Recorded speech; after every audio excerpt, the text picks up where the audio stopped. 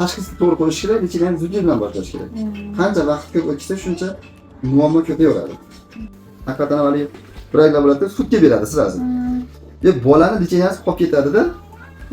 Suv kelishaveradi bu. Elektrostimulyatsiya oldilar. Undan keyin TMS oldilar. TMSdan keyin ko'proq yaxshi natija bo'ldi. Natijasini zo'r bildik foydasini. O'sha bir kurs lecheniyadan keyinoq TMS natijasi bo'ldi. O'zgarish bo'ldi. Birinchi kursidayoq o'zgarishni bildik. Yo'ldan keyin ertasiga bolangiz oyog'i ishlamay qolsa, yurmay qolsa, har qanday odam ham ruhiy jihatdan tushkunlikka tushib qoladi. Bu tushunarli. Sizlar ham bo'lganlar ham ota-onalar bo'ladi.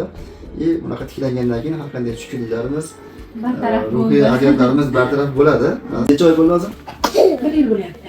Dekabr. 1 yil vaqtda, kimdadir 3 oyda, kimdadir 6 oyda, kimdadir 1 yilda, endi xudo. Buniki 6 oyda zo'r o'zgarish bo'ldi. O'zgarish bo'ldi. Kichkintoyimizga mana 3 oydan keyingi nevropatiya qo'yganmiz. Endi ba'zi bir sabablarga ko'ra o'sha qo'ymish nervi zararlangan. Ko'pincha diklofenakdan keyin, noshkadan keyin, suprasindan keyin, ba'zi bir yog'li eritmalardan keyin, ba'zi bir vaksinalarimiz bor. Shulardan keyin sport bo'yicha qiyin bo'lgani tufayli nervda infiltrat hisobiga nevropatiya bergan.